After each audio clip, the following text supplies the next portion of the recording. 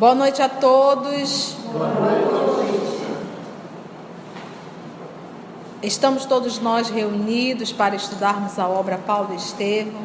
Hoje é o nosso estudo de número 65.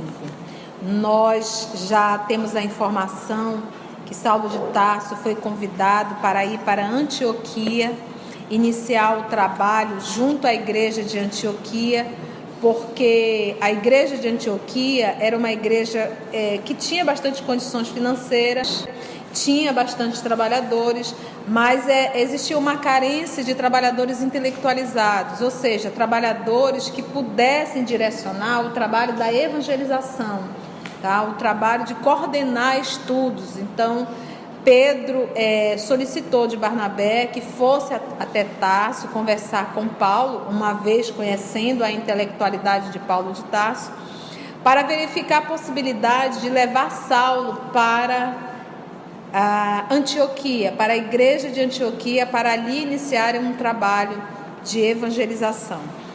Para a surpresa de Barnabé, quando Saulo de Tarso foi convidado ao trabalho da evangelização, de falar, dar uma palestra, ele percebeu que Paulo se enrolava tudo.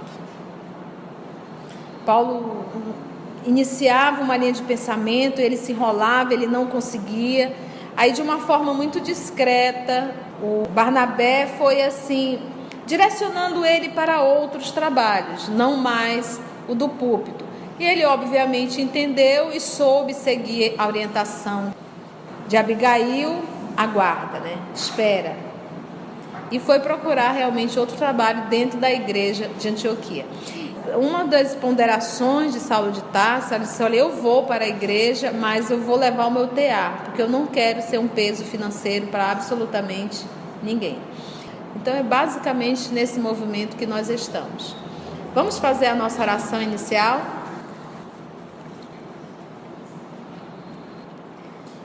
Divino amigo Jesus, queridos amigos espirituais aqui presentes, mais uma vez, Senhor, reunidos em Teu nome, nesse ambiente, nessa casa que é Tua, que sempre nos acolhe com tanto carinho, com esse movimento realmente de família. Estudando a obra Paulo e Estevão mais uma vez, te rogamos, Senhor, a proteção, a inspiração, a assistência necessária, pois é em Teu nome, Senhor, que todos nós aqui nos encontramos. Pedimos a Tua permissão e a Tua bênção para iniciarmos mais um estudo. Muito obrigada, amor de nossa vida. Então vamos lá, vamos voltar só um pouquinho. À noite promovi a palestra na igreja com a cooperação de todos os presentes. Vamos só ler um pouquinho sobre a cidade a qual Paulo está, tá bom? Foi uma cidade antiga, erguida na margem esquerda do rio Orontes. É a moderna Antáquia, na Turquia. Atualmente é um sítio arqueológico. Imagina visitar um sítio desse? Foi fundada nos finais do século IV a.C. por Seleuco I Nicator, que a tornou a capital do seu império. Seleuco servira como um dos generais de Alexandre III da Macedônia. E o nome Antíoco ocorria frequentemente entre membros da sua família. Antioquia ocupava um importante lugar na história do cristianismo. Foi onde Paulo de Tarso pregou o seu primeiro sermão cristão numa sinagoga, e foi também onde os seguidores de Jesus foram chamados pela primeira vez de cristãos. Isso está em Atos, capítulo 11, versículo 26. Escavações arqueológicas têm descoberto numerosas ruínas do passado. O circo um dos maiores dos templos romanos, a Acrópole seria a parte mais elevada das antigas cidades gregas, tá? Numerosos banhos, vilas e cemitérios romanos e belos pisos de mosaico que datam do período apostólico, fazendo as escavações. Olha só isso aqui, ó. Flávio Joséfo descreve Antioquia como tendo sido a terceira maior cidade do império e também do mundo, com uma população estimada em mais de 500 mil de habitantes. Depois de Roma e Alexandria, cresceu a ponto de se tornar o principal centro comercial e industrial da Síria romana. Era considerado como a porta para o Oriente. César, Augusto e Tibério utilizavam-na como centro de operações. Era também chamada de Antioquia a Bela, ou então Rainha do Oriente, devido às riquezas romanas que a embelezavam, desde a estética grega até o luxo oriental. O culto à deusa Astarote pelas mulheres da cidade de Antioquia chocava os cristãos, de forma que foi abolido por Constantino I. A maioria da população era síria, gentios, né? Embora houvesse numerosa colônia judaica. A cultura era tipicamente grego-helenista, tá? Grécia Antiga.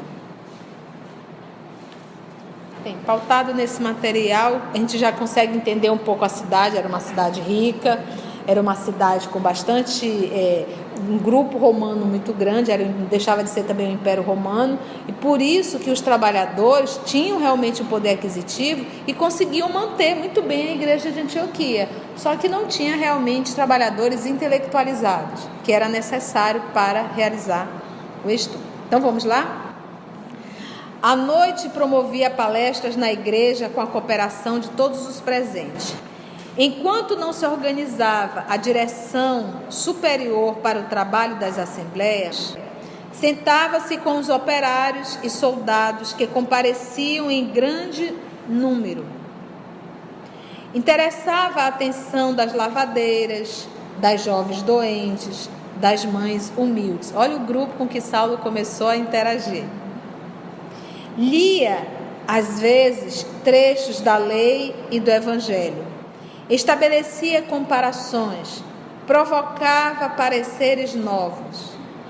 Dentro daquelas atividades constantes, a lição do mestre parecia sempre tocada de luzes progressivas. Em breve, o ex-discípulo de Gamaliel tornava-se um amigo amado de todos. Olha o recurso que é a espiritualidade. Quando Saulo de Tarso subia ao púlpito, ele acionava dentro dele o doutor da lei. E qual foi o movimento de Jesus para com ele? Saulo, é impossível falar se não amar. E para você amar, você tem que conviver. Então ele fez esse movimento de aproximar Saulo com cada participante, com cada frequentador. Uma vez ele se aproximando, ele já refez, porque quando ele subia ao púlpito era para falar com outros doutores da lei, com outros da sinagoga, com homens também da intelectualidade.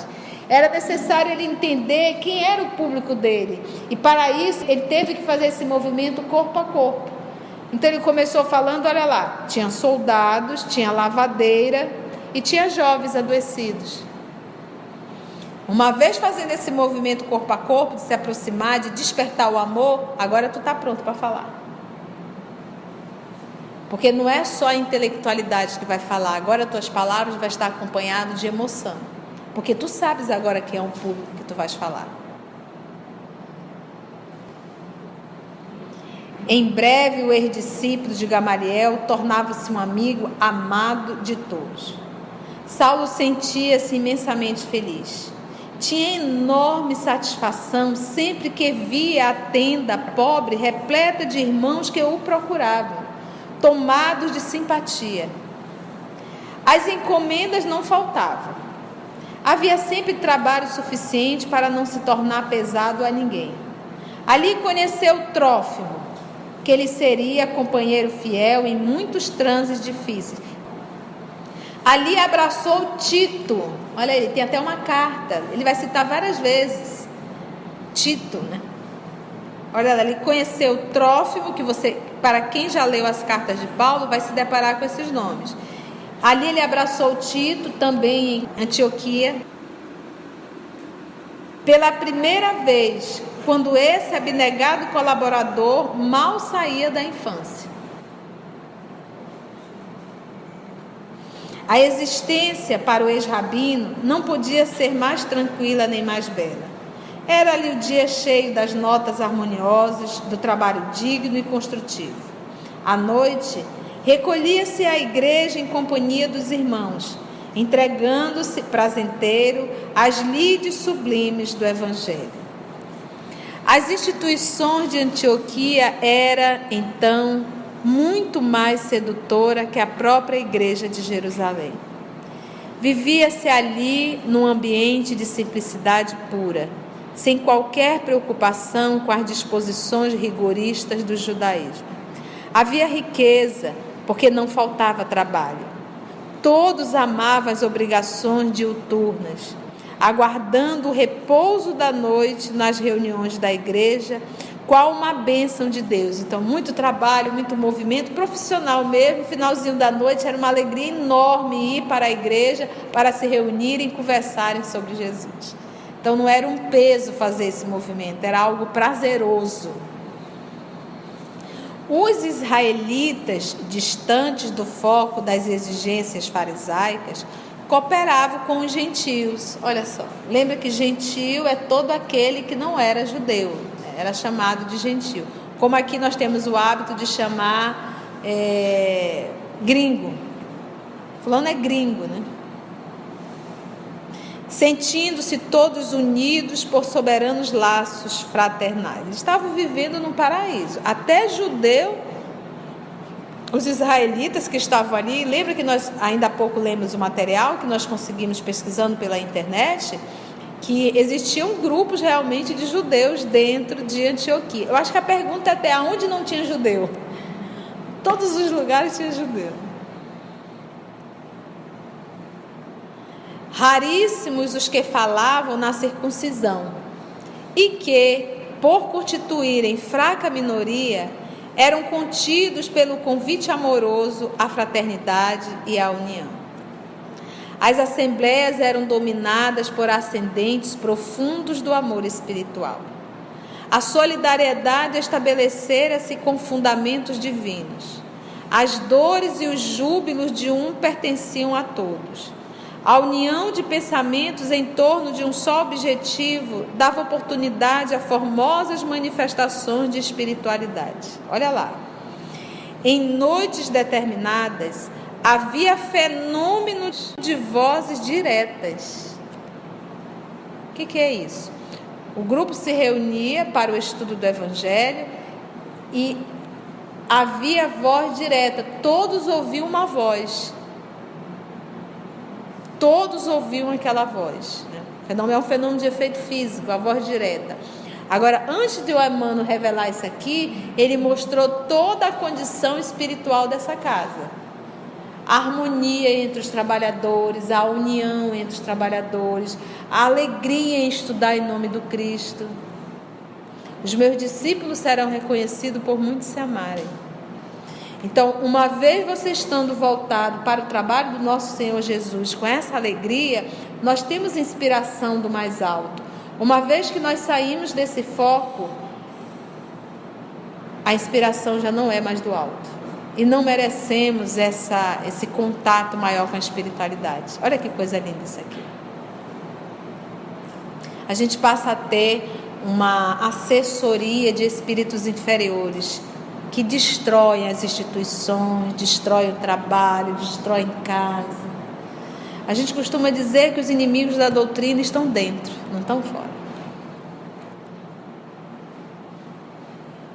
Então, olha só, a união de pensamentos em torno de um só objetivo dava oportunidade, ensejo a formosas manifestações de espiritualidade. em noites determinadas, ou seja, eles marcavam, realmente existia grupo, havia fenômenos de vozes diretas. Gente, isso é dificílimo. A instituição de Antioquia foi um dos raros centros apostólicos onde semelhantes manifestações chegaram a atingir uma culminância indefinível. Nem em Jerusalém, onde estava Pedro, onde estava João, onde estava Tiago, não tinha. Ele diz aqui, ó, a instituição de Antioquia foi um dos raros centros apostólicos onde semelhantes manifestações chegaram a atingir culminância indefinível. A fraternidade, isso aqui nos falta tanto. É uma concorrência, é um melindre, chega a dar vontade de chorar dentro das instituições. É um querendo concorrer com o outro, é um querendo mostrar mais que o outro, é um querendo fazer. E a gente não entende que todos nós, apesar de estar na mesma instituição, estão indo no mesmo ideal.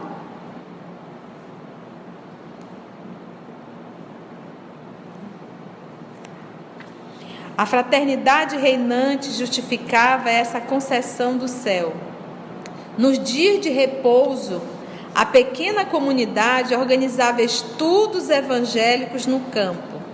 A interpretação dos ensinos de Jesus era levada a efeito em algum recanto ameno e solitário da natureza, quase sempre às margens do Orontes. Olha que coisa interessante. Outra dica: eles saíam da instituição espírita, iam para a beira do rio, lembrando um pouco as lições do nosso Senhor Jesus, e ficava ali em contato com a natureza, estudando o Evangelho.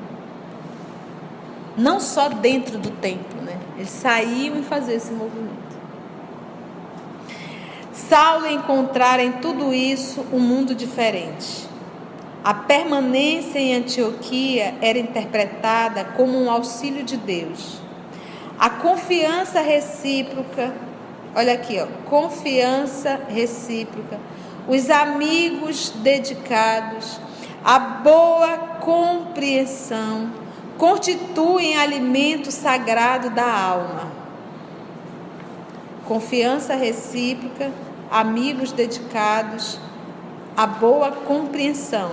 Isso tudo, ele diz, constitui alimento sagrado da alma. Alimento. Por quê? Por que ele colocou a palavra alimento? Porque uma vez a gente não vivendo esse movimento, nesse grupo, estamos lá, mas somos secos, desnutridos. E a aparência de quem está desnutrido é uma aparência feia, é uma aparência sem vida.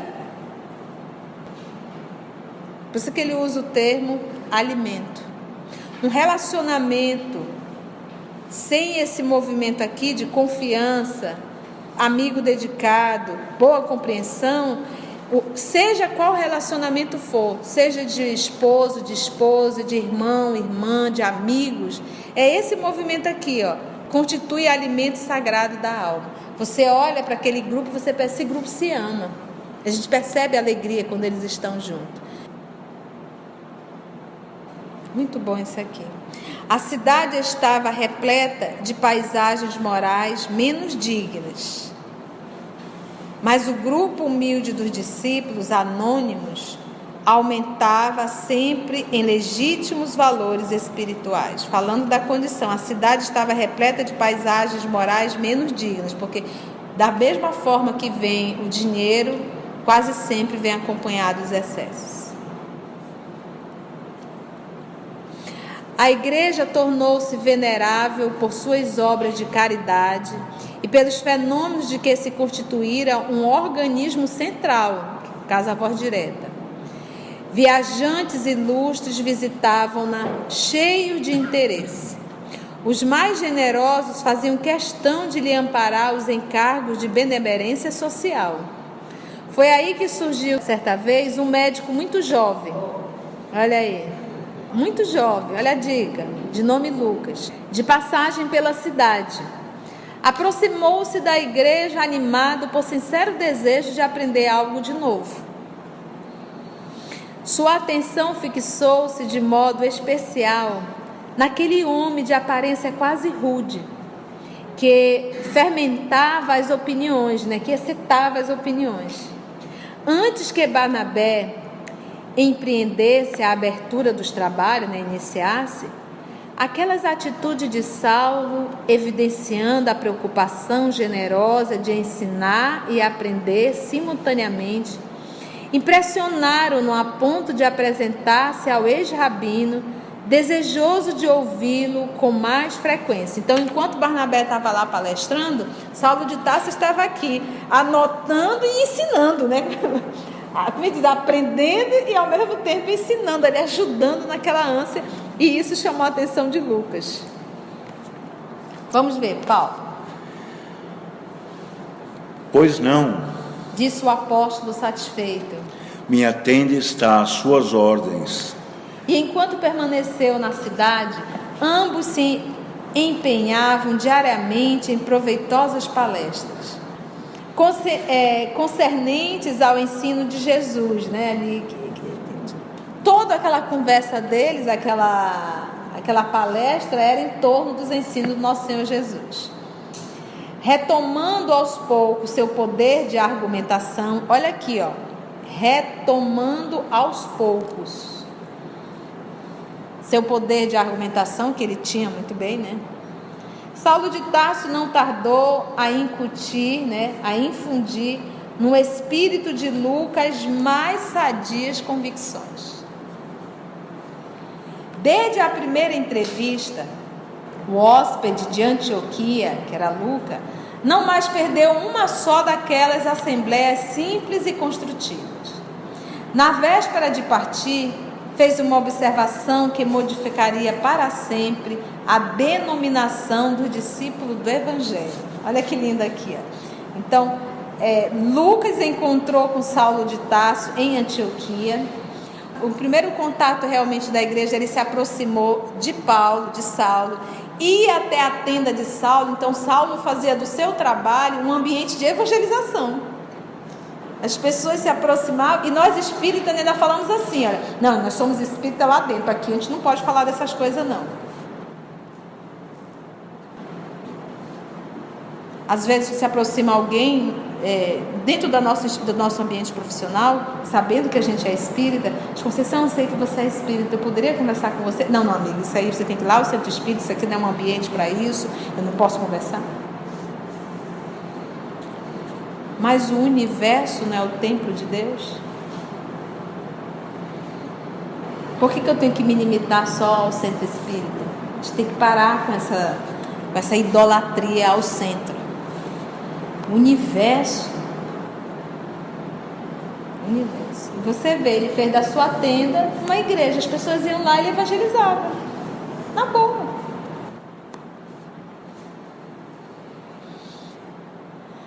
Retomando então aos poucos, Saulo de Tarso não tardou a incutir no espírito de Lucas as mais sadias convicções. Desde a primeira entrevista, o hóspede de Antioquia não mais perdeu uma só daquelas assembleias, simples e construtivas. Na véspera de partir, fez uma observação que modificaria para sempre a denominação dos discípulos do Evangelho. Barnabé havia terminado os comentários da noite, quando o médico tomou a palavra para despedir-se. Falava emocionado e, por fim, considerou acertadamente. É aquilo que nós temos que entender. A inspiração divina, ela não chega na cabeça só de uma pessoa. Como diz, ela é peregrina. Ela pode hoje estar comigo, mas amanhã ela pode estar com o seu Roger. Na segunda-feira pode estar com a Carol. Na outra sexta-feira pode estar com o Arnaldo. Barnabé havia terminado os comentários da noite, quando o médico tomou a palavra para despedir-se. Falava emocionado e, por fim, considerou acertadamente. Irmãos, afastando-me de vós, levo o propósito de trabalhar pelo Mestre, empregando nisso todo o cabedal de minhas fracas forças. Não tenho dúvida alguma quanto à extensão deste movimento espiritual. Para mim, ele transformará o mundo inteiro. Entretanto, pondero a necessidade de imprimirmos a melhor expressão de unidade às suas manifestações. Quero referir-me aos títulos que nos identificam à comunidade. Não vejo na palavra caminho uma designação perfeita que traduza o nosso esforço. Os discípulos do Cristo são chamados viajores, peregrinos, caminheiros, mas há viandantes e estradas de todos os matizes. O mal tem, igualmente, os seus caminhos. Não seria mais justo chamarmos-nos cristãos uns aos outros? Este título nos recordará a presença do Mestre, nos dará energia em seu nome e caracterizará de modo perfeito as nossas atividades em concordância com os seus ensinos. Olha aí que lindo. Não seria mais justo chamarmos-nos cristãos. Então essa palavra cristão foi denominada por Lucas, que não conheceu o Cristo pessoalmente. Este título nos recordará a presença do Mestre. Então, quando eu digo eu sou cristão, o intuito de Lucas para dar essa denominação, era que nós recordássemos que nós estamos na presença do Mestre. Nos dará energia em seu nome e caracterizará de modo perfeito as nossas atividades em concordância com os seus ensinos, que eram os ensinos cristãos. Então a sugestão de Lucas foi aprovada com geral alegria. O próprio Barnabé abraçou enternecidamente, agradecendo o acertado alvitre, que é a proposta, que vinha satisfazer a certas aspirações da comunidade inteira. Então, nessa fala aqui, nós percebemos a intelectualidade de Lucas. Você vê que ele soube refutar muito bem. Ele diz assim, volta no parágrafo anterior, não vejo na palavra caminho uma designação perfeita, que traduz o nosso esforço. Ele já se coloca na condição, né, os discípulos do Cristo são chamados viajores, peregrinos, caminheiros, mas há viandantes e estrada de todos os matizes. Qual é a estrada que a gente está seguindo? Você vê que ele é muito lúcido, né? É inteligente, é uma mente inteligente. O mal tem igualmente os seus caminhos. Quando você é caminhando, você é, como ele coloca aqui, o homem do caminho, mas caminhando para onde? Qual é a tua denominação? Que vinha satisfazer certas aspirações da comunidade inteira. Saulo consolidou suas impressões excelentes a respeito daquela vocação superior que começava a exteriorizar-se. No dia seguinte, o novo convertido despediu-se do ex-rabino com lágrimas de reconhecimento. Partiria para a Grécia, mas fazia questão de lembrá-lo em todos os pormenores da nova tarefa. Da porta de sua tenda rústica, o ex-doutor da lei contemplou o vulto de Lucas até que desaparecesse ao longe, voltando ao tear de olhos úmidos. É tão difícil quando você encontra uma alma de sua alma e quando você tem que se despedir dessa pessoa, né? Porque é tão difícil você encontrar alguém que tem afinidade, que pensa como você, que você sente essa empatia tamanha e de repente aquela pessoa. Então foi essa dor de Saulo ao encontro de Lucas e esse momento da despedida. Voltando ao tear de olhos úmidos. Gratamente emocionado, reconhecia que, no trato do Evangelho, aprender a ser amigo, fiel e dedicado. No trato com o Evangelho. Comparava, esse cotejava aí é comparava, tá? Comparava os sentimentos de agora com as concepções mais antigas e verificava profundas diferenças. Outrora, suas relações se prendiam a conveniências sociais. Os afeiçoados vinham e seguiam sem deixar grandes sinais em sua alma vibrátil, né, que vibra. Agora, o coração renovara-se em Jesus Cristo. Tornara-se mais sensível em contato com o divino. As dedicações sinceras, esculpiam-se nele para sempre. O alvitre de Lucas estendeu-se rapidamente a todos os núcleos evangélicos, inclusive Jerusalém, que o recebeu com especial simpatia. Dentro de breve tempo, em toda parte, a palavra cristianismo substituía a palavra caminho. A igreja de Antioquia continuava oferecendo as mais belas expressões evolutivas. De todas as grandes cidades afluíam colaboradores sinceros. As assembleias estavam sempre cheias de revelações. Numerosos irmãos profetizavam, animados do Espírito Santo. Tem uma nota, né? Vamos ver essa notinha do Emmanuel. Ninguém deverá ignorar que Espírito Santo designa a legião dos espíritos santificados na luz e no amor, que cooperam com Cristo desde os primeiros tempos da humanidade. Então, quando eles falavam Espírito Santo, era essa pleia de espíritos auxiliares do Cristo. Foi aí que Agabo, grande inspirado pelas forças do plano superior, recebeu a mensagem referente às tristes provações de que Jerusalém seria vítima. Os orientadores da instituição ficaram sobremaneira impressionados. Por insistência de Saulo, Barnabé expediu um mensageiro a Simão Pedro, enviando notícia e exortando a vigilância. Você está vendo o mundo espiritual avisando, que eles faziam reuniões, de que Jerusalém iria passar por provas dolorosas. O emissário regressou, trazendo a impressão de surpresa do ex-pescador, que agradecia os apelos generosos.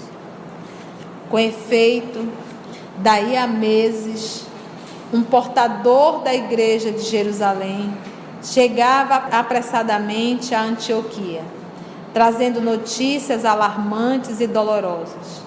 Em longa missiva, epístola, carta, Pedro relatava a Barnabé os últimos fatos que o acabrunhavam. Escrevia na data em que Tiago, filho de Zebedeu, então é irmão de João, sofrera a pena de morte em grande espetáculo público. Então, o primeiro foi Estevão, o segundo, Tiago, filho de Zebedeu, então irmão de João. Nós estamos aqui aproximadamente no ano de 44. Imagina a dor de João. Eles eram muito juntos. Quando Jesus mandava um ou outro pregar, eles sempre iam juntos. Então o pessoal diz assim: João foi o único que viveu até os seus 90 anos. E parece assim que é um troféu, uma bênção. Mas olha aí as dores de João. A morte do irmão querido, a morte do Cristo. E nós vamos acompanhar na leitura de Paulo e Estevão a quantidade de vezes que João foi preso, a perversidade que ele teve que passar. Ele foi açoitado, ele foi obrigado a ver irmãos cristãos sendo torturados e mortos. Então, em verdade, permanecer na terra foi permanecer nessa guerra, nessa luta por mais tempo do que os demais. Ainda cuidou de Maria. E ele cuidou de Maria até o final. Então, os últimos fatos que eu acabrunhava, escrevia na data em que Tiago, filho de Zebedeu, sofrera a pena de morte em grande espetáculo público.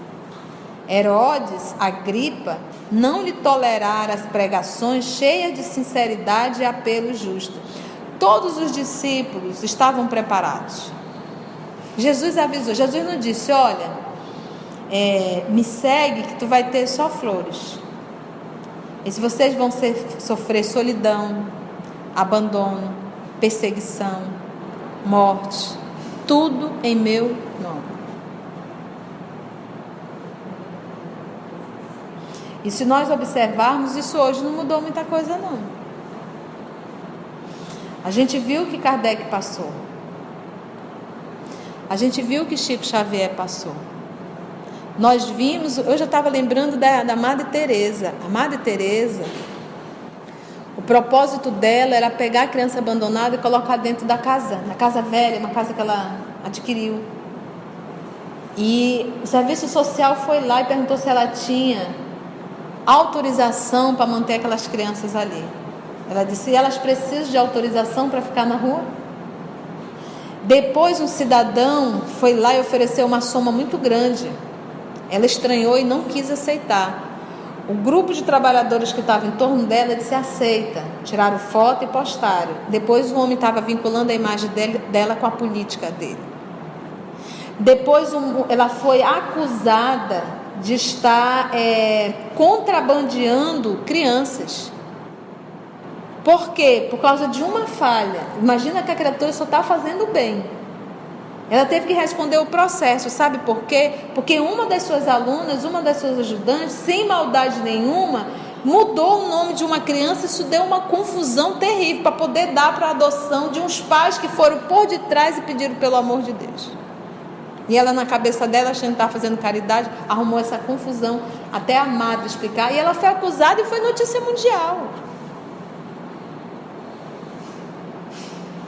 Então, até hoje, todos aqueles que desejam realmente fazer esse trabalho, estou falando de grandes, sofrem muita perseguição, de encarnado e de desencarnado.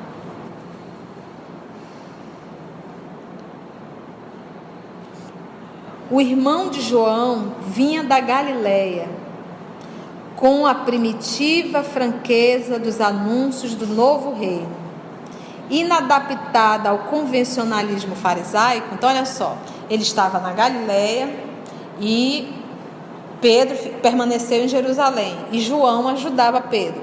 Então, ele estava pregando lá na Galileia, onde Jesus pregava. Então, com aquela mesma alegria, com aquele mesmo movimento, Tiago desceu pregando. Só que ele não sabia que dentro da igreja do caminho não se falava mais nem o nome Jesus. Lembra que foi essa a revolta de Paulo? Estava muito mais parecido com a sinagoga, cheia de ritos, do que com a igreja. Só que ele não sabia. E ele chegou, tadinho, com o mesmo movimento, falando de Jesus, divulgando. Isso que ele diz, ó, com a originalidade, né? Franqueza dos anúncios do novo reino, inadaptada ao convencionalismo farisaico. Levara muito longe o sentido de suas exortações profundas. Verificou-se perfeita repetição dos acontecimentos que assinalaram a morte de Estevão. Foi apedrejado. Os judeus exasperaram-se contra as noções de liberdade religiosa. Sua atitude, sincera e simples, foi levada à conta de rebeldia. Tremendas perseguições irromperam sem tréguas. A mensagem de Pedro relatava também as penosas dificuldades da igreja. A cidade sofria fome e epidemias. Enquanto a perseguição cruel apertava o cerco, inumeráveis filas de famintos e doentes batiam-lhe as portas. O ex-pescador solicitava de Antioquia os socorros possíveis, porque era uma das igrejas que mais tinha condição financeira. Barnabé apresentou as notícias de alma angustiada, né? A laboriosa comunidade solidarizou-se de bom grado, de boa vontade, para atender a Jerusalém. Recolhidas as cotas de auxílio, o ex-levita de Chipre prontificou-se a ser o portador da resposta da igreja. Barnabé, porém, não poderia partir só. Surgiram dificuldades na escolha do companheiro necessário. Sem hesitar, Saulo de Tarso ofereceu-se para lhe fazer companhia. Trabalhava por conta própria. Explicou aos amigos e desse modo poderia tomar a iniciativa de acompanhar Barnabé sem esquecer as obrigações que ficavam à sua espera. O próprio Saulo disse: eu vou com você. Vai para a boca do leão. Ele pode dizer: não vou voltar para Jerusalém, aquilo ali, esse pessoal é muito confuso, já saí de lá meio que escondido, né? Esse é o leão. Eu não tenho medo de ir para a boca do leão. Em nome do Cristo eu vou. O discípulo de Simão Pedro alegrou-se, aceitou jubiloso o oferecimento.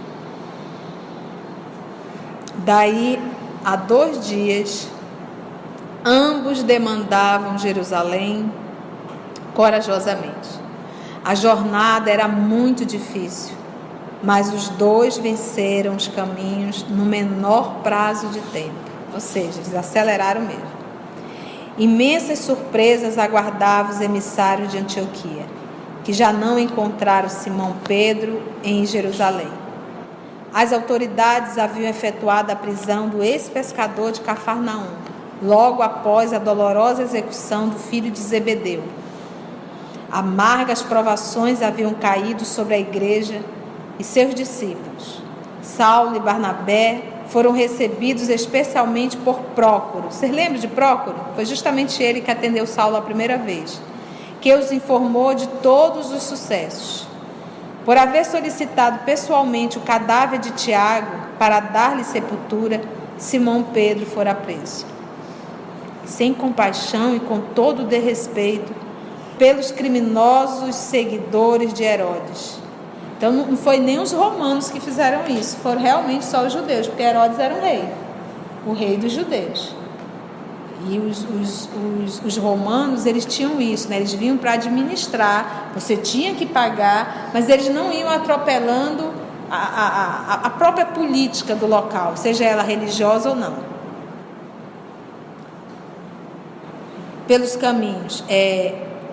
Mas, dias depois, isso a gente vai procurar lá no Evangelho e vamos parar aqui.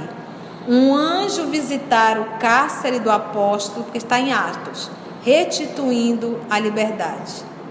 O narrador referiu-se ao feito com os olhos fulgurantes de fé.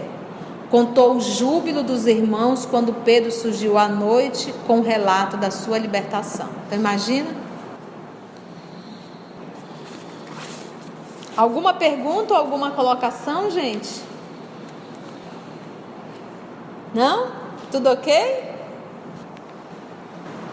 Então vamos orar, agradecermos ao nosso Senhor Jesus por mais esse momento. Envolver a nossa irmã Laura.